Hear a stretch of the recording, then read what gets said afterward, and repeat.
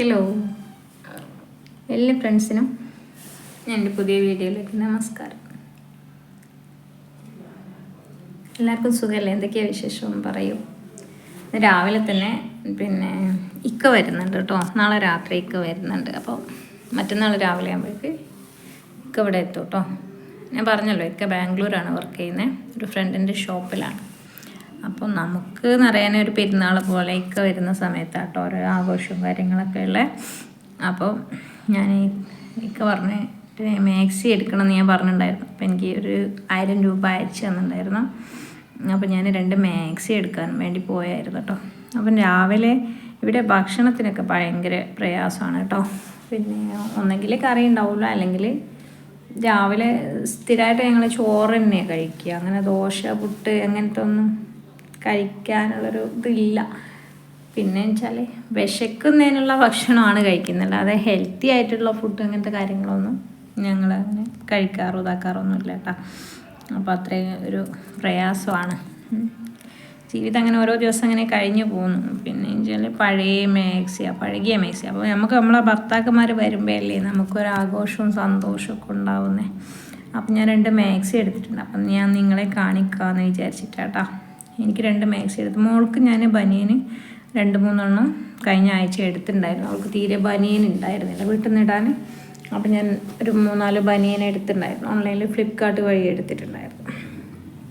അപ്പോൾ നമുക്കിപ്പോൾ തീരെ ഇല്ലെന്ന് വിചാരിച്ച മക്കളെ ഡ്രസ്സ് അടിക്കാതെ ഒന്നും നടത്തിക്കാൻ പറ്റില്ലല്ലോ. മക്കളുള്ളതിനനുസരിച്ച് വാങ്ങിച്ചു കൊടുക്കണം. നമ്മളെ മക്കൾക്ക് നമ്മളല്ലേ വാങ്ങിക്കൊടുക്കുക.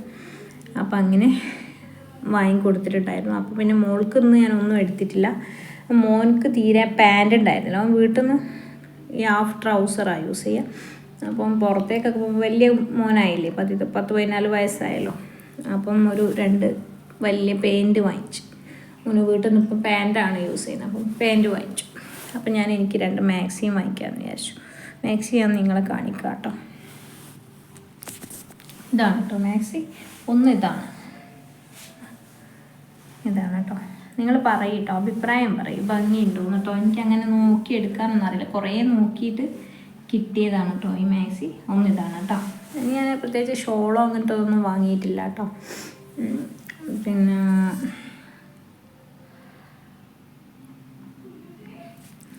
പിന്നെന്താണ് വിശേഷം? ഇനിയിപ്പം ഒന്നും രാവിലെ ഫുഡൊന്നും ഇല്ലാത്തതിനെ കൊണ്ട് ഞാൻ അവിടെ ഒരു ഹോട്ടലിൽ കയറിയിട്ടുണ്ടായിരുന്നു.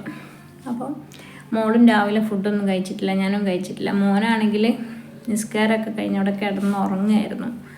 അപ്പം ഞാൻ അവനോട് വരുന്നോന്ന് ചോദിച്ചപ്പോൾ അവൻ വരുന്നില്ല എന്ന് പറഞ്ഞു. അപ്പം ഞാൻ അവനെ കൂട്ടിയിട്ടുണ്ടായിരുന്നില്ല. അപ്പോൾ ഇത്രയും നേരമായില്ല, ഞാൻ ഇപ്പോൾ 1 മണിയായി വീട്ടിലെത്തുമ്പോൾ. അപ്പം ഞാൻ അവിടെ നിന്ന് പാർസൽ വാങ്ങിച്ചു. ചോറല്ല വാങ്ങിച്ചു, അതിനുള്ള പൈസ എൻ്റെ കയ്യിലുണ്ടായിരുന്നില്ല. അപ്പോൾ പൊറാട്ടയും വാങ്ങിച്ചു, അതിനൊരു കറിയും വാങ്ങിച്ചു, അവന് വാങ്ങിച്ചു. മോള് അവിടെ നിന്നൊന്നും കഴിച്ചിട്ടുണ്ടായിരുന്നില്ല. അപ്പോൾ മോൾക്കും മോനക്കും ഒരു 3-4 പൊറാട്ട വാങ്ങിച്ചു, അതിനൊരു കറിയും വാങ്ങിച്ചതാട്ടോ. അപ്പോൾ അവരത് കഴിക്കുന്നുണ്ട് ഇപ്പോൾ. അപ്പം ഞാൻ വിചാരിച്ചു ഞാൻ വീഡിയോ എടുക്കാമെന്ന് വിചാരിച്ചു. പിന്നെ വെച്ചാൽ നിങ്ങളോടൊക്കെ പറയാനുള്ള കാര്യം എന്താണെന്ന് വെച്ചാൽ ഇതാണ്, ഭക്ഷണത്തിന് നമ്മൾ ഭയങ്കരമായിട്ട് ബുദ്ധിമുട്ടുന്നുണ്ട്. കാരണം വെച്ചാൽ റേഷൻ കടയിൽ നിന്ന് അരി കിട്ടും, അതിനൊന്നും നമുക്കൊരു ബുദ്ധിമുട്ടും ഇല്ല. പക്ഷേ അതിനെന്തെങ്കിലും ഒരു കറി ഉണ്ടാക്കണം. പിന്നെ ഇക്കാക്ക് 1 കിലോ ബീഫ് വാങ്ങിച്ചിട്ടോ. അപ്പോൾ ഇക്കനോട് പറഞ്ഞു, കുറച്ച് നീ അതിൽ നിന്ന് എടുത്തിട്ട് നീ കറി ഉണ്ടാക്കിക്കോ എന്ന് പറഞ്ഞേ. കുറച്ച് മതിയല്ലോ നാളേക്ക് ഉണ്ടാക്കാൻ, മറ്റന്നാളത്തേക്ക് ഉണ്ടാക്കാൻ അത് മതിയല്ലോ എന്ന് പറഞ്ഞു. അപ്പോൾ കുറച്ച് നീ എടുത്ത് കറി ഉണ്ടാക്കിക്കോ എന്ന് പറഞ്ഞു എന്നോട്. അപ്പോൾ ഞാൻ അതിൽ നിന്ന് കറി ഉണ്ടാക്കാമെന്ന് വിചാരിച്ചു. കുറേ ദിവസമായിട്ട് വെറും സോയാബീൻ കറി ഉണ്ടാക്കും, അതും കൂട്ടിയിട്ട് ചോറ് തിന്നും, അച്ചാറും സോയാബീൻ ചോറും കേട്ടോ. കുറേ ഒരു ആഴ്ചയോളമായിട്ട് വെറും അങ്ങനെയാണ് കേട്ടോ കറി. ഡെയിലി കറിയൊന്നും ഉണ്ടാക്കാറില്ല. അതിനുള്ള ഒരു ഇതൊന്നും ഞങ്ങൾക്കില്ല കേട്ടോ, ശേഷിയൊന്നും. അപ്പം ഒരാഴ്ചയൊക്കെ കഴിയും ഒരു കറി ഉണ്ടാക്കി, ഒരാഴ്ചയൊക്കെ കൂട്ടും കേട്ടോ. ചൂടാക്കി കൂട്ടും കേട്ടോ. കുറച്ച് എടുത്തിട്ട് അങ്ങനെയാണ് കഴിഞ്ഞു പോകുന്നത്. പിന്നെ ലൈമ പറയുകയല്ല, നമ്മളെ അവസ്ഥ അങ്ങനെയാണ്. അപ്പം അവസ്ഥയിൽ കൂടെ അങ്ങനെ കടന്നു പോവാണ്. പിന്നെ എന്താ വിശേഷം എന്ന് വെച്ചാൽ ഒരുപാട് ഞാൻ വിചാരിക്കും എന്ത് കണ്ടൻറ്റ് ചെയ്യണം യൂട്യൂബിൽ. പിന്നെ ഇങ്ങനെ ഓരോ ഫാമിലി വ്ളോഗേഴ്സും പിന്നെ ഓരോരുത്തരെ റിയാക്ട് ചെയ്തിട്ടൊക്കെ ഇങ്ങനെ വീഡിയോ ഇടുന്ന കാണുമ്പോൾ വിചാരിക്കും റിയാക്ഷൻ വീഡിയോ ചെയ്യണോ. പക്ഷെ അത് നമുക്കൊരു കുറ്റമായിട്ട് വരില്ലേ. കാരണം നമ്മളെന്തിനാ മറ്റുള്ളവർ കുറ്റം പറഞ്ഞിട്ട് ഇങ്ങനെ വെറുതെ പൈസ നമുക്ക് ഏതായാലും കഷ്ടപ്പാട്, സത്യത്തിൽ നമുക്ക് കഷ്ടപ്പാടുണ്ട്. പക്ഷെ മറ്റുള്ളവരെ കുറ്റം പറഞ്ഞിട്ട് നമുക്ക് പൈസ വാങ്ങുന്നതിനോട് എനിക്ക് യോജിപ്പില്ല കേട്ടോ. അല്ലേ പിന്നെ നമ്മൾ അവരെ പറ്റി കൂടുതൽ പഠിച്ചിട്ട് വേണം നമ്മൾ പറയും. മറ്റുള്ള ഓരോ യൂട്യൂബേഴ്സ് ലേഡീസ് പറയുന്ന പോലെ എനിക്ക് അങ്ങനെ പറയാൻ എനിക്ക് ഒരു മടി പോലെ കേട്ടോ. അതുകൊണ്ടാണ് കേട്ടോ ഞാനങ്ങനെ റിയാക്ഷൻ വീഡിയോ ഒന്നും ചെയ്യാതെ. ഇനിയിപ്പം ചോറുണ്ടാക്കണം, ബീഫൊന്ന് കുറച്ചെടുത്തിട്ട് കറി ഉണ്ടാക്കണം. നിങ്ങളെല്ലാവരും വിശേഷങ്ങളൊക്കെ പറയൂ, കമൻ്റ് ഇടൂ കേട്ടോ. കമൻറ്റ് ബോക്സിൽ എല്ലാവരും എല്ലാവരും വീഡിയോ കാണുക, സപ്പോർട്ട് ചെയ്യുക. പിന്നെ തിരിച്ചും ഞാൻ എല്ലാവരും സപ്പോർട്ട് ചെയ്യും കേട്ടോ. പിന്നെ വേറെ എന്താ വിശേഷം? അപ്പോൾ ഹസ്ബൻഡ് നാളെ രാത്രിയാണ് വരുന്നത്. നാളെ രാത്രി വരും. ഒരു 15 ദിവസത്തെ ലീവിനൊക്കെയാണ് വരുന്നേക്കാം. അപ്പം അത് കഴിഞ്ഞാലൊക്കെ തിരിച്ചു പോകും. 15 ദിവസം കഴിഞ്ഞാൽ കുറേ ദിവസമൊന്നും നിൽക്കാനുള്ള സാമ്പത്തികം ഉണ്ടാവില്ല. അപ്പോഴേക്കും നമുക്ക് അടുത്ത വീടിൻ്റെ വാടക കൊടുക്കാനുള്ള ടൈമാവും. അപ്പം അധികം നിൽക്കാനൊന്നും പറ്റൂലല്ലോ. അത്ര നിൽക്കുമ്പോഴേക്ക് തന്നെ നമ്മൾ അവസ്ഥ വളരെ ദയനീയമാവും. അപ്പോൾ ഇക്ക പറയും 10 ദിവസം എന്നൊക്കെ പറഞ്ഞിട്ട് വരിക. പക്ഷെ ഞാൻ പറയും 15 ദിവസമൊക്കെ കൈയിട്ടേക്ക് വന്നിട്ട് പോകാമെന്ന് പറയും കേട്ടോ ഇക്കാൻ്റെ അടുത്ത്. അപ്പം അങ്ങനെ പിടിച്ച് നിർത്തും. ഇപ്പം എത്ര നമുക്ക് വാടക കൊടുക്കണം, ചിലവ് കഴിയണമെന്ന് പറഞ്ഞാലും നമുക്ക് ഒരുമിച്ച് ജീവിക്കാൻ നമുക്കും ആഗ്രഹം ഉണ്ടാവില്ലേ? ഭർത്താക്കന്മാരെ കൂടെ നമ്മുടെ ഒരുമിച്ച് നിൽക്കണം, ഒരുമിച്ച് അവരെ കൂടെ സമയം സ്പെൻഡ് ചെയ്യണം, മക്കളെ കൂടെ വാപ്പയെ ഒത്തിട്ട് ഇങ്ങനെ അതൊരു സുഖമല്ല ജീവിതത്തിൽ. എനിക്കൊക്കെ ആകെ കിട്ടുന്നൊരു സന്തോഷം കേട്ടോ അത്, ഞങ്ങൾ ഒരുമിച്ച് നിൽക്കുക എന്നുള്ളത്. പിന്നെ ചില ഫാമിലി ആയിട്ട് അങ്ങനത്തെ ഒരു വലിയൊരു എന്താ പറയുക, എല്ലാവർക്കും എന്താ പറയുക, പൈസ ഉള്ളവർക്ക് എല്ലാവർക്കും എല്ലായിടത്തും വിലയുണ്ടാവും.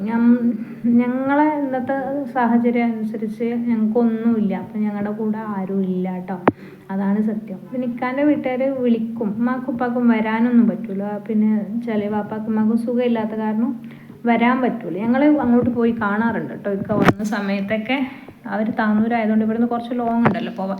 അപ്പോൾ എനിക്ക് മക്കളെയും കൊണ്ട് ഒറ്റയ്ക്കൊന്നും ബസ്സിൽ അങ്ങനെ അങ്ങോട്ടും ഇങ്ങോട്ടും പോകാനും വരാനും കഴിയൂല. അല്ലെങ്കിൽ പിന്നെ നമുക്ക് ഓട്ടോ വിളിച്ച് പോകാനൊക്കെയുള്ള പൈസയൊക്കെ വേണം. അതൊന്നും കയ്യിലില്ലാത്ത കാരണം എനിക്ക് വരുന്ന സമയത്ത് ഞങ്ങൾ പോയി കാണാറുണ്ട് കേട്ടോ പനമ്മനൊക്കെ.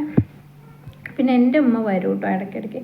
സിബിലിങ്സ് അങ്ങനെ വരാറൊന്നുമില്ല. അവർ വന്നിട്ടുണ്ടായിരുന്നു ഒരു തവണ, ഞാൻ മോള് പ്രസവിച്ചെടുക്കുന്ന സമയത്ത് വന്നതാണ്. അല്ലാതെ പിന്നെ അവർ വന്നിട്ടൊന്നുമില്ല കേട്ടോ. അവരൊക്കെ കുറച്ചൊന്ന് പൈസ ഒന്ന് ഇതായി കഴിഞ്ഞു എന്നുള്ളൊരു ലെവലിലേക്ക് അങ്ങനെ തായി വരുന്നുണ്ട്. മാഷാ അല്ലാ, ആരെങ്കിലും ഒരാളെങ്കിലും രക്ഷപ്പെടട്ടെ. എല്ലാവരും അങ്ങനെ ആയി കിടന്നാൽ ശരിയാവില്ലല്ലോ. അപ്പം അങ്ങനെയൊക്കെയാണ് കാര്യങ്ങൾ. പിന്നെ എനിക്ക് 2 ബ്രദേഴ്സും ഒരു താത്തയുണ്ട് കേട്ടോ. താത്ത വാടക വീട്ടിൽ തന്നെയാണ്. ഇക്കാക്കമാർ 2 ഇപ്പം സ്വന്തമായി വീടായി, പക്ഷെ അത് ബാങ്കിൽ ഭയങ്കര ബുദ്ധിമുട്ടായിട്ട് വരുന്നുണ്ടത്, ലോണാണ്. അപ്പം ആ വീട് വിൽക്കാണെന്നൊക്കെ പറഞ്ഞു കേട്ടു ഇക്കാക്ക, മൂത്ത കാക്ക പറഞ്ഞു കേട്ടോ. ചെറിയ ആൾക്കും അവന് ഓട്ടോ ഡ്രൈവറാണ് കേട്ടോ, അവിടെ ഓട്ടോ ഓടിച്ചിട്ടാണ് അങ്ങനെയാണ് ഒരു വീടുണ്ടാക്കി. ചെറിയ വീടാണ്.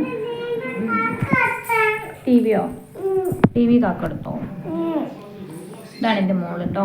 അപ്പം അങ്ങനെയൊക്കെ. അപ്പോൾ ഒരുപാട് എനിക്ക് പറയാൻ എന്താ വെച്ചാൽ, ഇങ്ങനെ നിങ്ങൾ വേറെ ഒന്നും കൊണ്ട് നിങ്ങൾ ഇതാക്കണ്ട, നമ്മൾ സപ്പോർട്ട് ചെയ്യുക ഈ പാവങ്ങളെ. എന്താ പറയുക, അത്രയും നമ്മളങ്ങനെ തുറന്ന് പറയുന്നുണ്ടെങ്കിൽ എന്തെങ്കിലുമൊക്കെ ഒരു സത്യം ഉണ്ടാവൂലേ.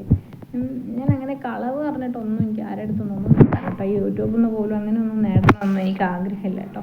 ഈ വാടകയിൽ നിന്നൊന്ന് കഴിച്ചിലാവണം വല്ലാതെ ആഗ്രഹമുണ്ട്. കാരണം വെച്ചാൽ 12 വർഷമായില്ലേ ഈ വാടകയ്ക്ക് ഇങ്ങനെ ഇരിക്കുന്നത്. അപ്പം ചിലവിന് കിട്ടുന്ന പൈസയൊക്കെ നമ്മൾ മക്കൾ തിന്നേണ്ട പൈസ ഇങ്ങനെ വാടക കൊടുത്തിങ്ങനെ കഴിയുമ്പോൾ മാനസികമായിട്ട് വല്ലാതെ പ്രയാസമുണ്ട് കേട്ടോ. വിഷാദം ബാധിച്ചൊരവസ്ഥയിൽ അങ്ങനെ കടന്നു പോകാം കേട്ടോ. ചില സമയത്ത് തോന്നും മരിക്കാൻ എന്തായാലും തോന്നില്ല. കാരണം വെച്ചാൽ മക്കൾ അനാഥയാവൂലേ. നമ്മുടെ മക്കൾ നമ്മളില്ലേ, സ്വന്തം ഉമ്മാരില്ലെങ്കിൽ കഴിഞ്ഞില്ലേ. അവരെത്ര ഉമ്മാൻ്റെ ബാപ്പാൻ്റെ ഉമ്മ ഉണ്ട് അല്ലെങ്കിൽ ഉമ്മാൻ്റെ ഉമ്മ ഉണ്ട് എന്ന് പറഞ്ഞാലും സ്വന്തം നമ്മുടെ ഉമ്മാർ ഇല്ലെങ്കിൽ അതൊരു കുറവ് തന്നെയാണ്. അപ്പം ഞാൻ ഇല്ലാതായി കഴിഞ്ഞാൽ എൻ്റെ മക്കൾ ഒരുപാട് വേദനിക്കും. അപ്പോൾ അവർക്ക് വേണ്ടിയിട്ടെല്ലാം ഇങ്ങനെ സഹിച്ച് അങ്ങനെ ജീവിക്കുകയാണ് കേട്ടോ ഞാൻ. അപ്പം അങ്ങനെയൊക്കെയാണ് കാര്യങ്ങൾ. അപ്പം എല്ലാവരും എന്താ പറയുക, പ്രയാസങ്ങൾ മനസ്സിലാക്കിയിട്ട് സപ്പോർട്ട് ചെയ്യുക കേട്ടോ എല്ലാവരും. എനിക്കത് മാത്രമേ പറയാനുള്ളൂ. നിങ്ങളടുത്ത് ഞാൻ റിക്വസ്റ്റ് ചെയ്യാണ്, വീണ്ടും റിക്വസ്റ്റ് ചെയ്യാണ്. നിങ്ങളെൻ്റെ വീഡിയോ മുഴുവനായിട്ട് കാണണം. പിന്നെ ഒരുപാട് എന്നെപ്പോലെ ഒരുപാട് പാവപ്പെട്ട യൂട്യൂബേഴ്സ് ഇതിലുണ്ട് കേട്ടോ. അവരൊക്കെ ഇപ്പോൾ ഒരു ലെവലിലൊക്കെ എത്തിയില്ലേ, അത്യാവശ്യം അൽഹംദുലില്ലാ ചെറിയൊരു ഇതിലേക്കൊക്കെ എത്തിയിട്ടുണ്ടെങ്കിൽ അത് നിങ്ങളുടെ സപ്പോർട്ട് കൊണ്ട് തന്നെയാണ്. അപ്പം നിങ്ങൾ എന്നെ എൻ്റെ അവസ്ഥ മനസ്സിലാക്കി നിങ്ങളും എന്നെ സപ്പോർട്ട് ചെയ്യുമെന്ന് ഞാൻ വിചാരിക്കുകയാണ്. അപ്പം അതുകൊണ്ടാണ് ഞാൻ എൻ്റെ കാര്യങ്ങൾ നിങ്ങളുമായിട്ട് ഷെയർ ചെയ്യുന്നത്.